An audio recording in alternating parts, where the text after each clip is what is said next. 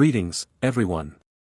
Today, we unravel a complex web of social psychology, focusing on how altruism is wielded by politicians to influence the lives of the less privileged.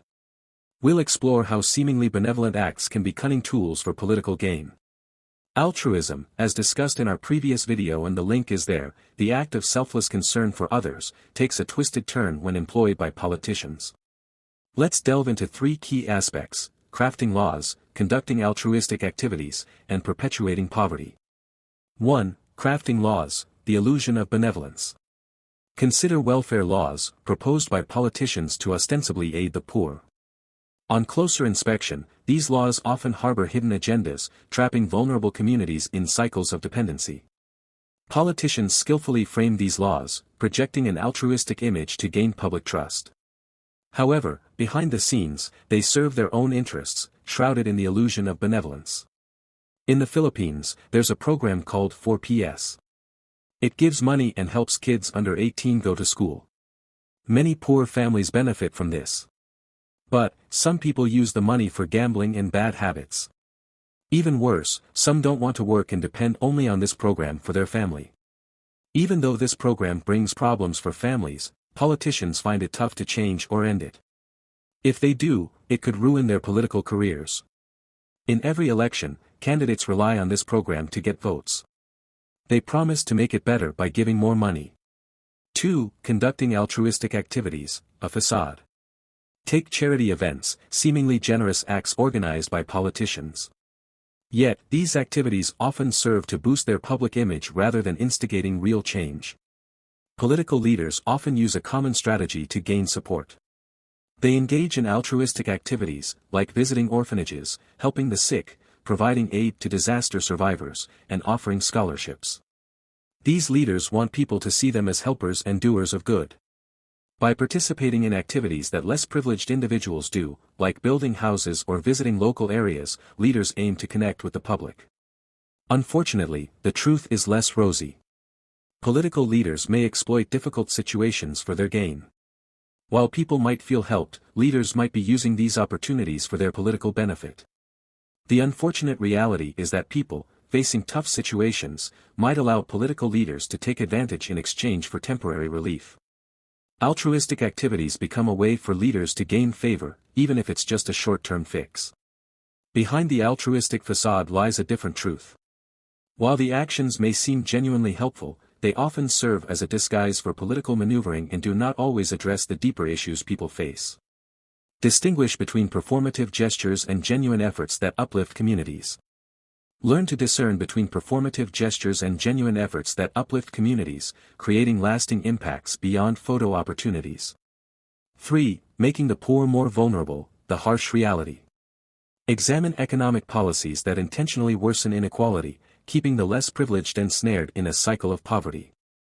Reduced funding for education becomes a political tool, limiting opportunities and ensuring a vulnerable demographic remains politically exploitable. Political leaders tend to concentrate on immediate aid, like cash support, without getting to the root of farmers' problems. The critical issues involve land ownership, farming knowledge, equipment, and the distribution of their produce.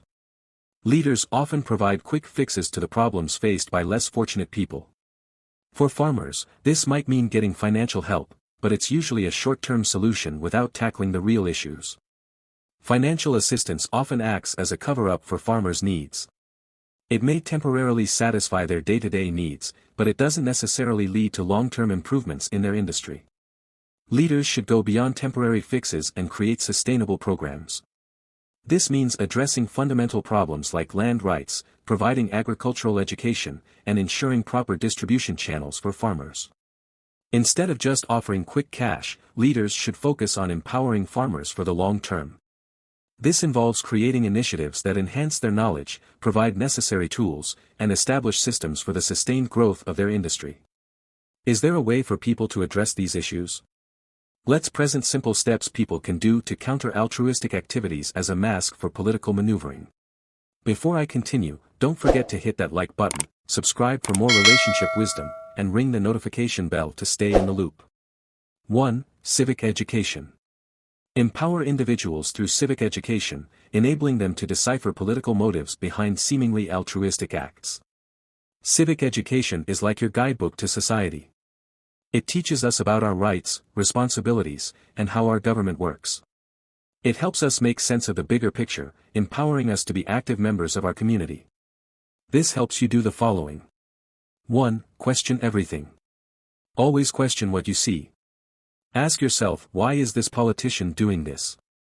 What might be the underlying motive? 2. Research and stay informed. Research. Stay informed about current events and political developments. Knowledge is your greatest tool. 3. Check for consistency. Look for consistency. Are their actions matching their words? Consistency is a key indicator of sincerity. 4. Consider different perspectives. Consider different perspectives. Don't rely on one source. Seeing the bigger picture helps in understanding motives. 2. Community advocacy. Foster community advocacy groups that actively question policies and hold politicians accountable. Community advocacy is like assembling a puzzle. It's about bringing people together, each piece contributing to the bigger picture. Accountability is the backbone of a thriving community. When policies are questioned, and leaders are held accountable, we pave the way for positive change. It's about ensuring our voices are heard. Here's simple suggestions on what you can do. 1. Start small, think big. Start small. Gather like-minded individuals in your community who share your concerns. A small group can create significant ripples of change. 2. Educate and empower. Knowledge is power. Educate your group about policies and the political process. Empower them with the tools to understand and question. 3. Create open dialogues. Foster open dialogues. Encourage everyone to express their thoughts and concerns. A healthy discussion fuels the engine of change. 4. Collaborate with experts. Collaborate with experts. Seek guidance from professionals who understand policies. Their insights can add depth to your advocacy efforts. In conclusion, understanding the intricate use of altruism in politics is crucial. By staying informed and promoting genuine social change, we can break free from the manipulative grasp of political altruism. Remember, knowledge is power, and together, we can create a more equitable society.